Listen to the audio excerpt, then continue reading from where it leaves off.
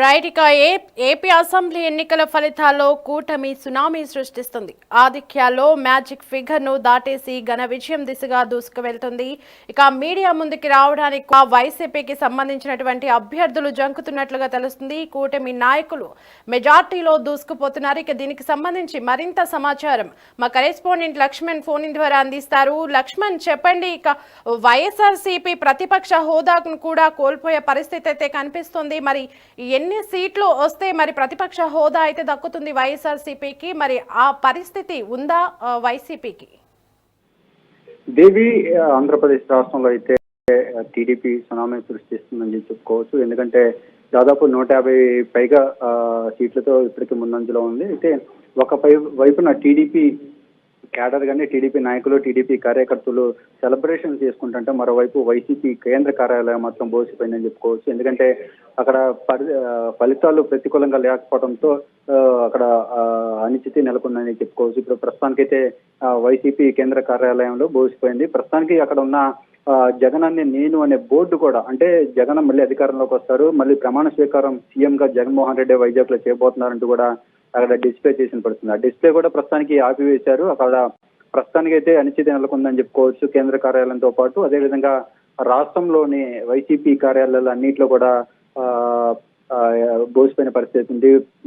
కార్యాలయాలన్నీ కూడా మూతపడిన పరిస్థితి అయితే కనిపిస్తా ఉంది. అయితే మొత్తం మీద చూసుకుంటే వైసీపీ సీట్లు తగ్గడంతో పాటు అదేవిధంగా సునామీలో కొట్టుకుపోతున్న అన్న ప్రచారం జరిగినప్పటికీ అది సర్వేల పరంగా కాదంగా, అదేవిధంగా కొన్ని రాజకీయ వర్గాల్లో కూడా ఇచ్చిన పరిస్థితి. ఈ నేపథ్యంలోనే రాజకీయ విశ్లేషకులు చెప్పినట్టు, అదేవిధంగా సర్వేలు చెప్పినట్టు, ముఖ్యంగా కేకే సర్వే కూడా ఒక సంచలనం సృష్టించని చెప్పుకోవచ్చు. దాదాపుగా 161 సీట్లు కూడా వైసీపీ కూటమి గెలుపొందబోతుంది. అదేవిధంగా 14 నుంచి 20 సీట్లు వైసీపీకి రాబోతున్నాయని చెప్పేసి ఒక సంచలనం సృష్టించింది.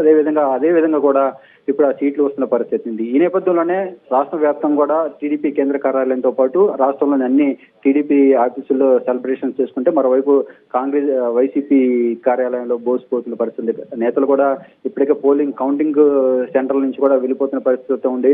ముఖ్యంగా వైసీపీకి కీలక నేతలు ఎవరైతే ఉన్నారో కొడాలి నాని కావచ్చు, అమర్నాథ్ కావచ్చు, లేదంటే ఆర్కే రోజా, పెద్దిరెడ్డి, ఇలాంటి వాళ్ళందరూ కూడా ఓటమి చవి చూసే అవకాశం ఉంటుంది. వాళ్ళకి ఒక డిసైడ్ అయిన పరిస్థితి ఉంది. వీళ్ళందరూ కూడా పోలింగ్ స్టేషన్లు, కౌంటింగ్ సెంటర్లు అన్ని కూడా వదిలేసి వెళ్తుంది. కొంతమంది కీలక నేతలు అజ్ఞాతంలోకి వెళ్ళిపోయారు. మీడియా ముందు కూడా రావడానికి వెనకడుతున్నారు. వాళ్ళకి మీడియాకి కూడా టచ్ లో ఉండట్లేదు. కనీసం బంధుమిత్రులు కూడా అందుబాటులో లేని పరిస్థితి ఉంది.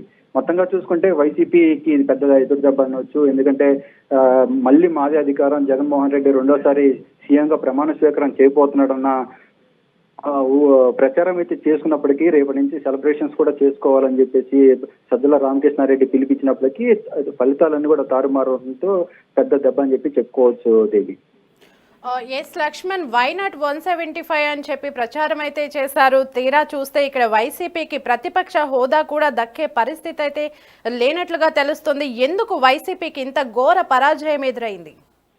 అంటే వైసీపీకి ఇంత ఘోర పరాజయం రావడానికి చాలా కారణాలు ఉన్నాయి. దాంతోపాటు ఫస్ట్ నుంచి చూసుకుంటే ప్రభుత్వం ఏర్పడినప్పటి నుంచి కూడా అన్ని ధ్వంసం చేయటం, అదేవిధంగా నిర్మాణాలు చేయకపోవడం, అభివృద్ధి చేయలేకపోవడం ప్రధాన కారణం అయినప్పటికీ కూడా అదేవిధంగా చాలా కారణాలు ఉన్నాయి. చంద్రబాబును అరెస్ట్ చేయడం కానీ, చివరిలో ఎలక్షన్ సమయంలో వచ్చిన ల్యాండ్ టైటిలింగ్ యాక్ట్ కానీ, ఇలాంటివి చాలా ఉన్నాయన్నమాట.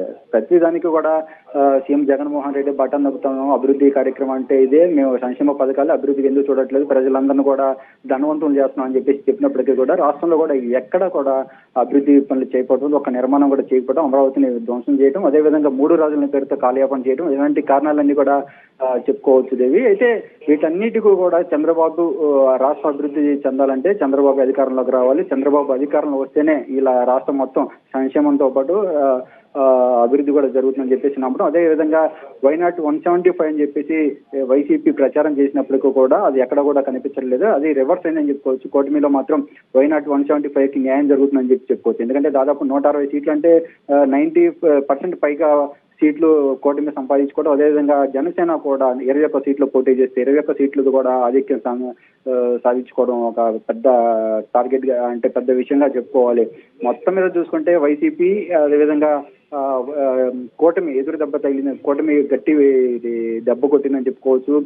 ఆ, కూటమిలో ముఖ్యంగా జనసేన అదేవిధంగా బీజేపీ కూటమికి ఏర్పడిన తర్వాత సిచ్యువేషన్ మొత్తం మారిపోయింది. అదేవిధంగా ఓట్ షేరింగ్ కూడా పక్కా జరిగిపోవడం వల్ల ఇలాంటి మెజార్టీ వచ్చిందని, అదేవిధంగా పోలింగ్ రోజున పోలింగ్ పర్సంటేజ్ కూడా పెంచడం కూటమికి చాలా అనుకూలంగా వచ్చిందని చెప్పుకోవచ్చు.